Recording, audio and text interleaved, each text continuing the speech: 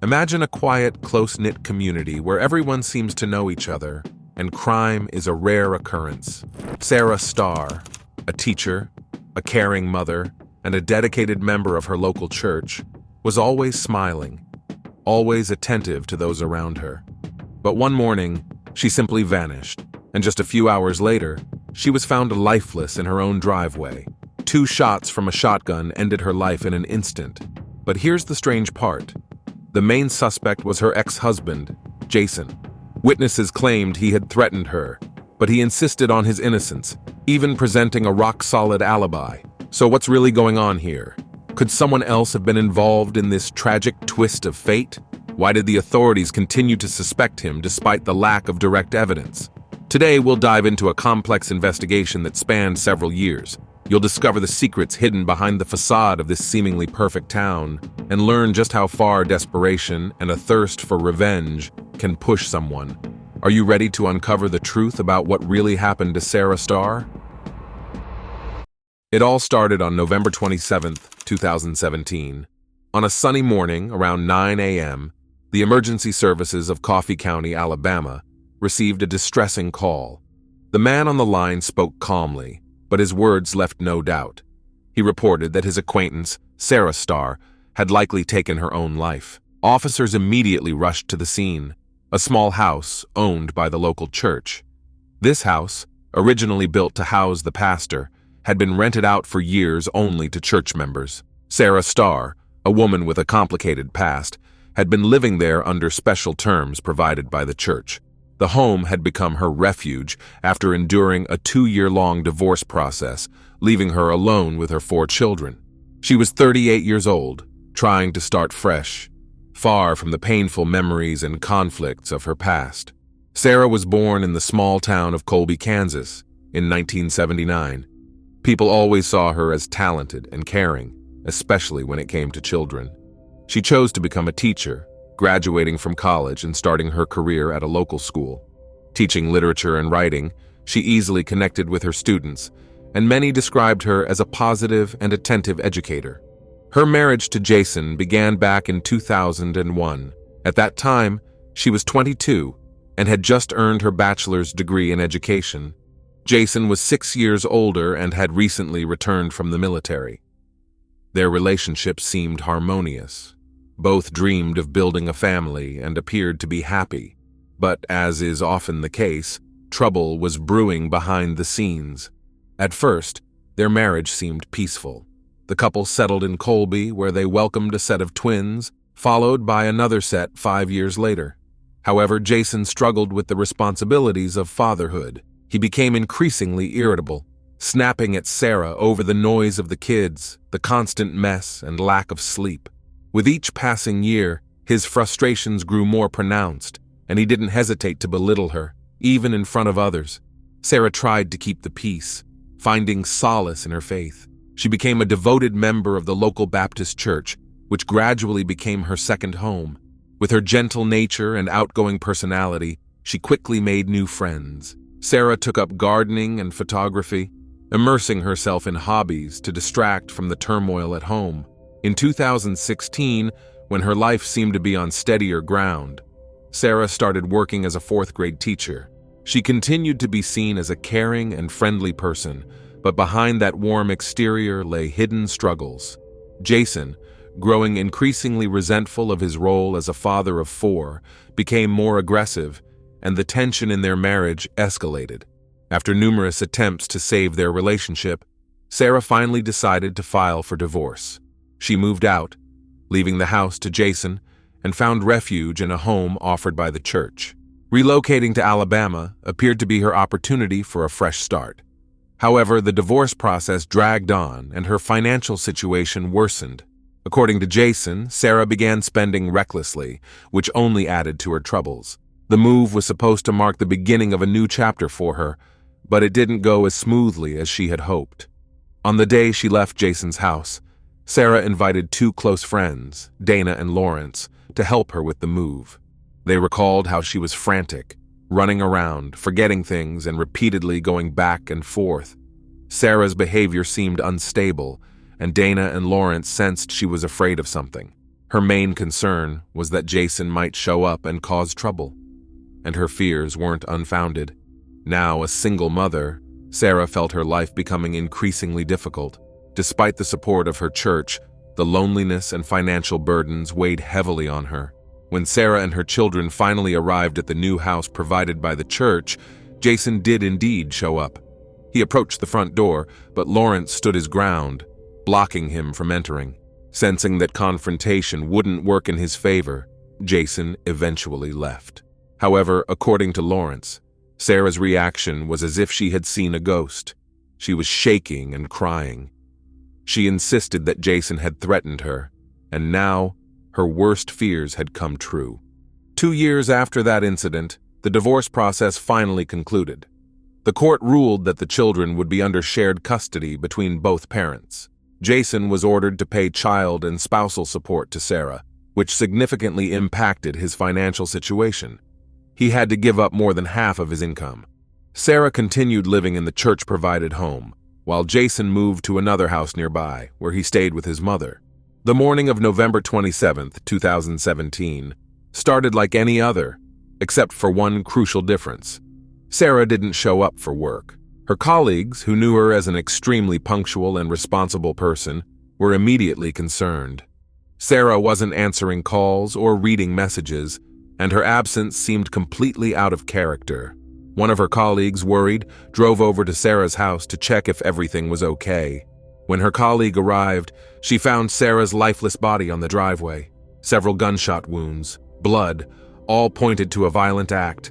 Emergency services were called right away, but it was already too late for Sarah. The police arrived on the scene and initially considered the possibility of self-harm. But after examining the crime scene, they quickly realized this was an act of aggression. As it was later revealed, the shots were fired around 6:30 a.m. when Sarah was leaving her house. An unknown assailant, armed with a shotgun, had been waiting for her and fired at close range. The first shot hit her chest, and the second, her head. Neighbors heard the shots, but they didn't think much of it. In the rural area where hunters were common, such sounds weren't unusual. No one imagined they were hearing Sarah's final moments. Forensics experts arrived at the scene but found no fingerprints or tire tracks. The perpetrator had been careful. However, knowing about the recent divorce and the tense relationship between Sarah and her ex-husband, the police's suspicions naturally turned toward Jason. The first people detectives spoke with were Sarah's friends, Dana and Lawrence. They confirmed that the last few months had been particularly hard for Sarah. She often expressed her fear of Jason and even suggested that he might go to extreme lengths to get back at her. Their statements added tension to the investigation. Sarah's ex-husband, Jason, lived just a few minutes' walk from her home, giving him enough time to arrive there in the early morning and leave undetected afterward. Detectives, suspicious of Jason, continued to dig into the sequence of events, increasingly focusing on his potential involvement. However, when they brought him in for questioning, Jason insisted on his innocence, claiming that he was having breakfast at a cafe with his kids at the time of the crime. Surveillance footage and witness testimonies backed up his alibi, yet the detectives remained reluctant to rule him out. His motives were clear: a messy divorce, child support, and financial obligations that had become a major strain on his budget. Sarah's friends and family repeatedly told police that she was afraid of Jason. They were convinced that if anyone could have gone to such extremes, it was him. However, the police had no direct evidence linking him to the crime. Several press conferences were held, with authorities urging the public to come forward with any information that might help solve the case. The state's governor even announced a $5,000 reward for information leading to the arrest of the perpetrator, and a local resident added another $500 to the sum. Despite the police's efforts and widespread publicity, the investigation stalled. The case went cold for several years, and it wasn't until December 2021 that detectives regained momentum after receiving new information. They became convinced that Jason might have been involved indirectly, possibly by hiring someone to carry out the crime. He had a strong motive. After the divorce, he was required to pay child support that amounted to more than half of his income. which had become a serious financial burden. When detectives began examining Jason's digital records, they found something curious on his computer. Notes that he seemed to be writing as if for a book. In these entries, he detailed his thoughts about his relationship with Sarah, the perceived injustice of the court's decision, and his resentment toward paying child support. The texts contained derogatory remarks about women, further deepening the police's suspicions. The detectives also reviewed his financial transactions leading up to the crime and uncovered several unusual payments. Between September 7th and November 15th, 2017, Jason transferred $2,600 to a woman named Lily. It turned out she was a friend of Jason's brother, Darren. What made this even more suspicious was that no previous transfers had ever taken place between them, and according to Lily, they barely knew each other until then. When detectives questioned Lily, they discovered that Jason had given his brother a 2016 motorcycle, an expensive vehicle, supposedly for repairs after an accident. He claimed the bike needed major work, costing around $5,000, and arranged to send money to his brother through Lily in small amounts. This struck detectives as odd. Why would Jason, who was already struggling financially, suddenly decide to gift his brother such an expensive item? And why was he using Lily, a woman he barely knew, to facilitate these transactions? Detectives suspected that Jason and Darren might have been disguising these payments as repair costs, but they could have actually been payments related to the crime. They began closely monitoring Darren. Darren, a rough and solitary man, had lived most of his life in a trailer in Texas and kept to himself. He'd had past run-ins with the law, once for speeding, during which he was found with illegal substances. The detectives decided to check the brothers' communications, including text messages and phone calls. They seized their phones and uncovered some crucial details. It turned out that before Thanksgiving 2017, Darren had indeed traveled to Coffee County, Alabama. He arrived on November 18th and stayed in the area for 10 days, with his phone frequently pinging near Sarah's house. The night before the crime, his phone was switched off around midnight, which raised suspicions. It wasn't turned back on until 10 a.m. the next morning, by which time he was already back in Texas. This suggested that Darren might have deliberately tried to hide his whereabouts during the time of the crime. That same day, in the evening, Darren sent Jason a text message that appeared coded. He mentioned a successful deer hunt. Police believed the brothers were using coded language to communicate. One of Sarah's neighbors recalled seeing a motorcycle matching Darren's near Sarah's home. This distinctive bike had been spotted by other residents in the area before the incident, but no one thought much of it at the time. Another critical piece of evidence emerged when detectives reviewed footage from a surveillance camera on a shed near Sarah's home.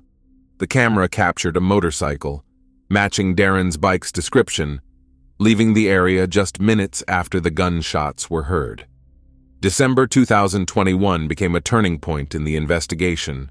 Armed with enough evidence, the police charged Jason and his brother Darren, suspecting them of conspiring to commit a crime. Jason was arrested first, and despite his defiant attitude and loud claims of innocence, he quickly requested a lawyer. However, his confidence was short-lived. Shortly after interrogations, he unexpectedly confessed to Sarah's death. Despite this confession, he was released on bail with the condition of wearing an electronic monitoring bracelet. When Darren learned of his brother's arrest, he went on the run. The police and FBI launched a manhunt, placing him on the most wanted list. An initial reward of $10,000 was offered for information leading to his capture, which was later increased to $22,000. Nearly 2 months later, on February 5, 2022, Darren turned himself in Texas. He denied any involvement, and unlike Jason, he refused to post bail, choosing instead to remain in jail until the trial. The hearings dragged on for months due to the abundance of circumstantial evidence and the lack of direct proof. Darren's attorney argued that there were no physical traces linking his client to the crime scene. He pointed out that the weapon used in the crime was never found, and that the surveillance footage was too unclear for a positive identification. He also emphasized that the absence of fingerprints and motorcycle tire tracks weakened the prosecution's case. In response, the prosecution presented evidence of the transactions between Jason and Lily, highlighting the financial transfers made in the months before and after the crime. They argued that these payments were for services rendered, and that the motorcycle given to Darren was used for the trip to Alabama. A crucial piece of evidence was the surveillance footage from the shed, which showed a motorcycle matching Darren's leaving the scene shortly after the crime. The prosecution insisted that the brothers used Lily to transfer money to conceal their tracks. When questioned in court, Lily stated that she was unaware of the brothers' intentions and was simply following their requests. All charges against her were eventually dropped, but her testimony played a key role in building the case against the brothers. The trial lasted several days, with each side attempting to sway the jury. Jason's lawyer emphasized the restaurant footage showing Jason with his children at the time of the crime as solid proof of his alibi. He also highlighted that Jason had voluntarily handed over his phone and computer to the police, which, he argued, was not typical behavior for someone trying to hide their involvement. Despite the defense's efforts, Jason's own confession, combined with the collected circumstantial evidence, convinced the jury. After 6 days of testimony and 6 hours of deliberation, the jury found both brothers guilty of conspiracy to commit murder. On January 4, 2024, Jason and Darren were sentenced to life imprisonment without the possibility of parole. This verdict was seen as a form of mercy, as the nature of the crime could have led to the death penalty. But the jury could not reach a unanimous decision on that outcome. Jason has also been ordered to pay a fine of $25,000. Darren's attorney announced plans to appeal the verdict, while Jason's defense team opted not to, given his confession. As for the Starr children, Sarah's parents have taken custody. During the trial, the older twins publicly renounced their father, stating they no longer wanted any contact with him. Both brothers remain in federal prison, and there is currently no confirmed information about the status or outcome of any potential appeals. This story is not just about jealousy and family conflicts. It's a reminder of how financial and emotional issues can spiral into tragedy. The most heartbreaking part is that the innocent children, whom Jason was supposed to protect, lost their mother at the hands of their own father and uncle. This case highlights the importance of recognizing signs of aggression and manipulation in relationships, and the painful reality that sometimes those closest to us can be more dangerous than we realize. Stories like this one prompt us to ask, how well do we truly know the people around us? Perhaps you or someone close to you is in a challenging relationship right now. Never ignore warning signs, because unfortunately, a story like Sarah's could happen to anyone. Take care of yourself. Don't be afraid to seek help, and pay attention to the well-being of those you love. It's crucial to remember that even those we trust the most can pose a threat, and this case is a stark reminder of that. What are your thoughts on what happened? Can financial pressure and resentment ever justify such a monstrous act? Share your thoughts below and tell us how you would handle a similar situation if you ever found yourself in one.